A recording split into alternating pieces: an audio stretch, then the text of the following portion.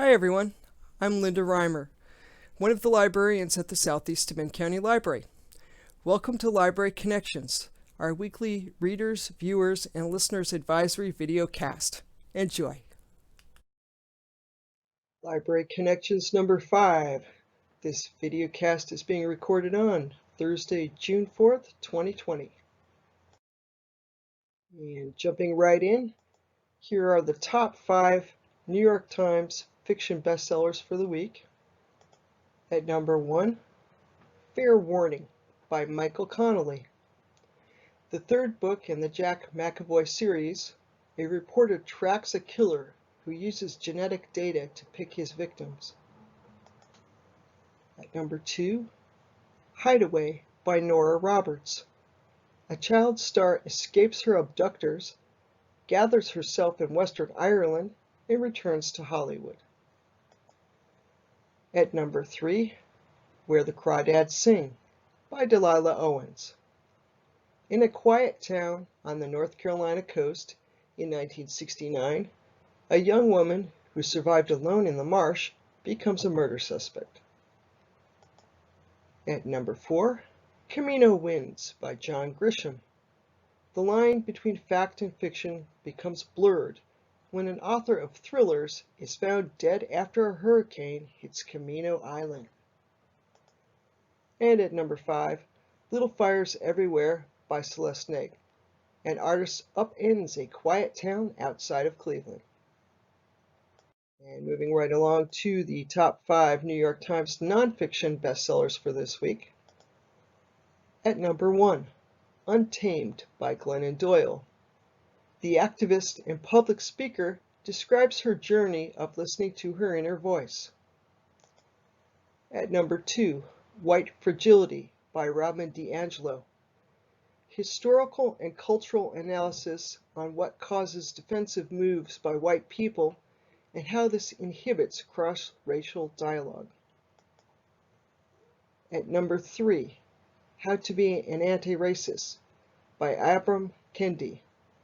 A primer for creating a more just and equitable society through identifying and opposing racism. At number 4, Plague of Corruption by Judy Mikovits and Kent Heckens-Lively. The controversial verbologist gives her account of her work over nearly 4 decades. And at number 5, Becoming by Michelle Obama. The former First Lady describes her journey from the south side of Chicago to the White House and how she balanced work, family, and her husband's political ascent. And moving on to our critically acclaimed titles of the week. This week I've got 2. The first one is a novel. It's called The Silence by Susan Allott. It's set in Sydney, Australia in 1967. Joe and Louisa and their daughter Isla, recent immigrants from Britain, are living next door to Steve and Mandy. Neither Louisa nor Mandy is happy in her marriage. Joe's alcoholism provides blackouts and acts of physical violence, and Steve's reluctant involvement in the government-mandated removal of Aboriginal children from their homes plunges him into a dark depression. Over the course of that hot summer, the tension within and between each couple spirals to murderous levels. Louisa absconds with Isla to London, and Mandy? Well, who knows what happens to her. One day, she's simply gone. Fast forwarding 30 years to Sydney, Australia in 1997, Mandy's unexplained 30-year absence triggers a murder investigation that exposes lies and innuendo, crime and betrayal, treachery and despair within the context of one of Australia's most ignoble historic episodes. Joe stands accused, but Isla's faith in her father brings her home from London to stand by his side. Her loyalty, however, is tested in deeply personal ways. Emotionally spry, smartly suspenseful, Allott's arresting debut novel vibrates with Hitchcockian atmosphere as she dexterously deflects suspicion through multiple narratives that expose individual and societal vulnerabilities. Readers who enjoy subdued yet intense stories will cheer Alouatte's whipsaw parries as she sows doubt across the decades. What a fantastic review. It's by Carol Haggis from Booklist, and this book received a starred Booklist review, which means they really thought it was terrific. So it sounds like an excellent read. And second critically acclaimed recommendation of the week. This one is nonfiction, and it's a hopeful book. It's called Humankind, A Hopeful History by Rutger Bregman. Bregman puts together a compelling argument that society has been built on a false premise. He has a Gladwellian gift for sifting through academic reports and finding anecdotal jewels. Bregman never loses sight of his central thesis, that at root, humans are friendly, peaceful, and healthy. There's a great deal of reassuring human decency to be taken from this bold and thought-provoking book, and a wealth of evidence in support of the contention that the sense of who we are as a species has been deleteriously distorted. It makes a welcome change to read such a sustained and enjoyable tribute to our better natures. And the review is from The Guardian and was written by Andrew Anthony. The book also got great reviews from a variety of other sources, including NPR, the Kirkus Review, and the New York Times. Moving on to our streaming recommendations of the week. This week I've got two. The first one is called The Vast of Night. It's a movie, and it's available from Amazon Prime Video. The Vast of Night opens with a scene that harkens back to the black and white TV era of the 60s, showing a spooky TV show called Paradox Theater that even features a voiceover reminiscent of one of Rod Serling's voiceovers from The Twilight Zone. Having set an eerie tone, this science fiction thriller tells the tale of two young people living in New Mexico in the late 1950s.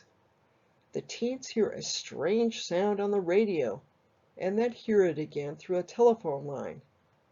And as they investigate that sound, suspenseful science fiction effects occur.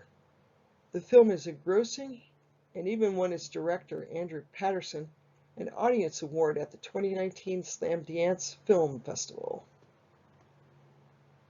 So that sounds like a good one. And moving on to our second critically acclaimed title of the week. This one is based on a real person. It's called Shirley. It's a movie. It's available on Hulu and on-demand cable. And Shirley is based on the life of the writer Shirley Jackson. Jackson was a great mid-20th century writer who had a knack for creating believable horror stories set in small American towns. She wrote over 200 works, but is best remembered today for her short story The Lottery and her novel The Haunting of Hill House, which has been filmed several times. In this biofilm, Jackson, played brilliantly by the actress Elizabeth Moss, is a creative, eccentric, agoraphobic individual who used to write short stories but has not written anything in quite a while. Shirley is married to a college professor named Stanley Hyman, and the two get on somewhat acrimoniously. Onto this scene appear a young married couple. The husband has been hired to assist Jackson's husband Stanley, and the wife becomes a housekeeper and source of support and inspiration for Shirley. This indie drama was originally supposed to be released theatrically, but due to the coronavirus has gone directly to on-demand and home video. And it's very well done. So if you like spooky stories and biographies, our two streaming suggestions this week will fit that bill. And on to our audiobook recommendations of the week. The first one is fiction. It's called Beach Read. It's written by Emily Henry and read by Julia Whelan. January Andrews is a successful romance writer until her father's death reveals he had a mistress. Andrews is shocked. She sets up camp at her father's beach house and struggles to write her next book during the long, hot summer that follows. Much to her surprise, she finds her next-door neighbor is her old college rival, the literary author Augustus Everett. Andrews and Everett wind up competing to see which one of them can write a book in the other's field the fastest, and the sparks fly in more ways than one. So if you're looking for a fun romantic read, this one will be a good one. And on to our second audiobook recommendation of the week, Iron Lake, written by William Kent Kruger and read by David Chandler. Set in the small town of Aurora, Minnesota, Iron Lake introduces Cork O'Connor. Cork is part Irish and part Anishinaabe Indian and the former sheriff of Aurora. And Cork is having a hard time. He lost his job as sheriff and is struggling through a separation from his wife and kids. And if all that isn't enough, he has heard the Wendigo call his name, which local folklore translates into meaning he'll be encountering death soon, and it might just be Cork's death if he is not careful. On this, Cork is pulled back into detective work by a mother who asks him to locate her missing son, a paper boy who was out delivering newspapers during a winter storm and never came home. Cork retraces the paper boy's steps, and at the last stop on his paper route, he discovers the body of a local judge murdered in his home. Now Cork must find out what happened to the paper boy, who murdered the judge, and just hope that the Wendigo doesn't get him before he solves those mysteries. And on to our odd duck recommendations of the week. In the past week, I read an article in the New York Times titled "Explore the Universe Without Leaving Home," and it offered some great tips on how to enjoy the beauty of the night sky from your backyard deck or couch. The article featured several universe watching tips, and I will relay 3 of them briefly. If you wish to check out the entire article, the link is found in the references section of this video. The first universe gazing tip is to check out the NASA website. The NASA site features great photos, 24/7 streaming videos, and more. The menus listed at the top of the page, which you see on this screen, feature tons of great content. You can find out about humans in space, space missions, see terrific photos of planets, stars, and galaxies, download free eBooks, podcasts, and even ringtones, access a library of high-definition videos, and more. Just visit nasa.gov.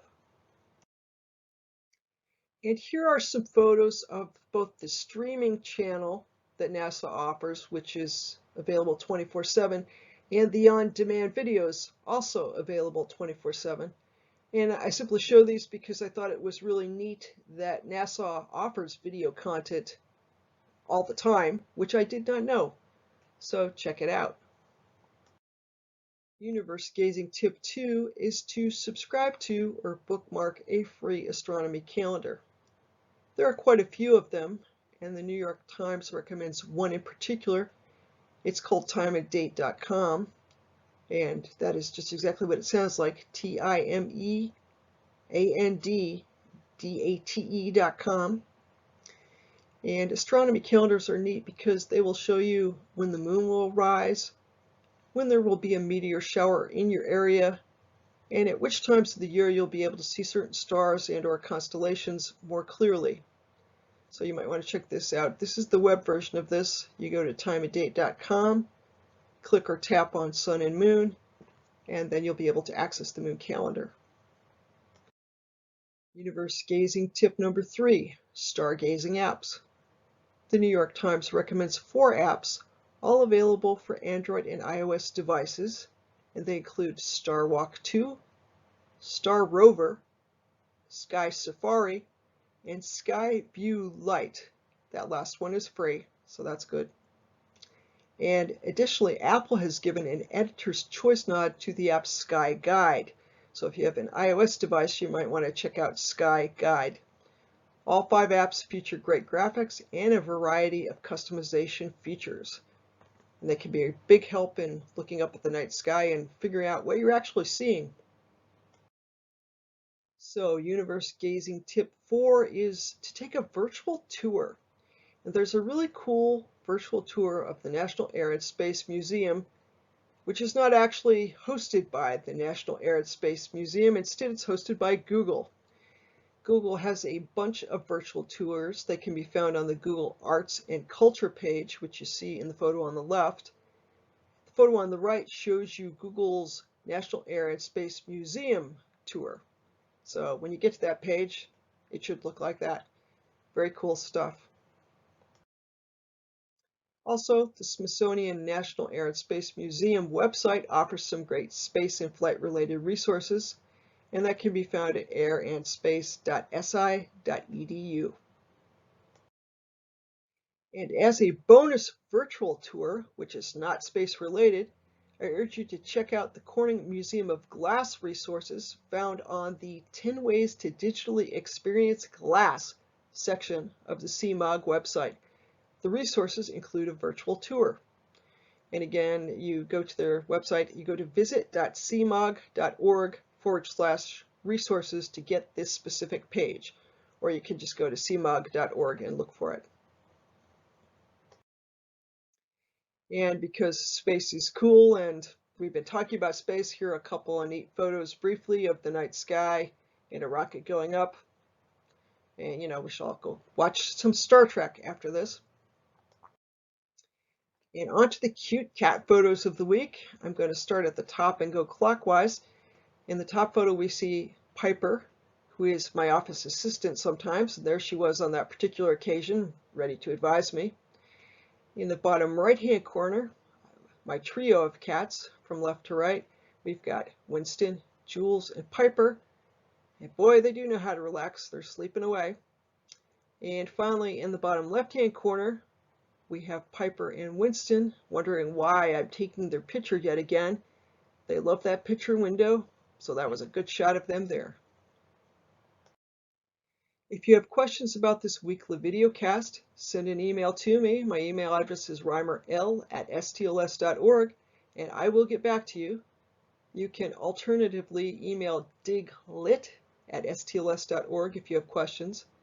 Either way, I will get back to you, or someone will shortly.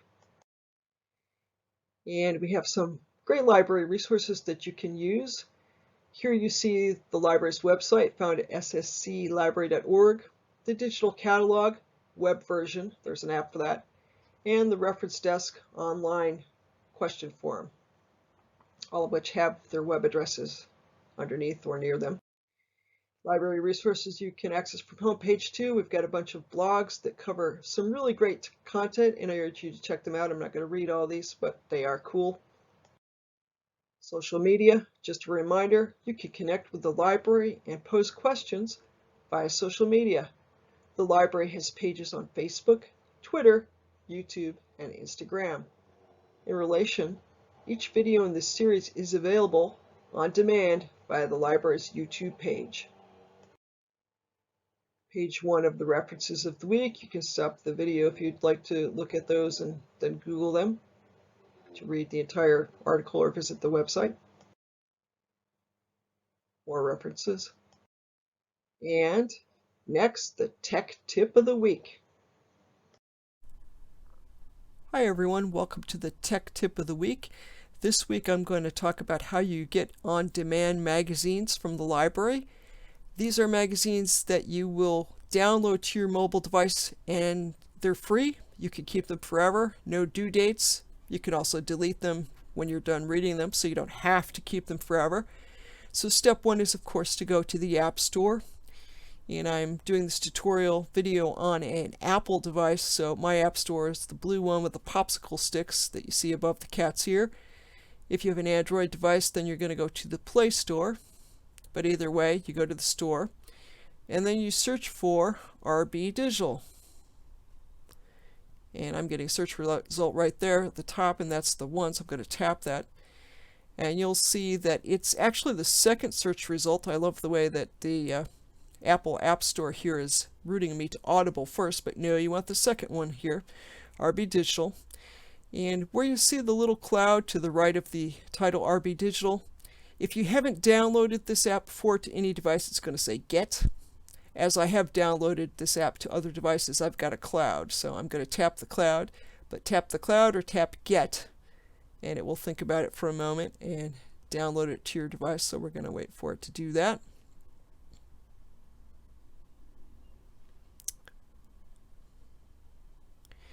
And at this point, we can open the app from this screen, which I'm going to do in a second.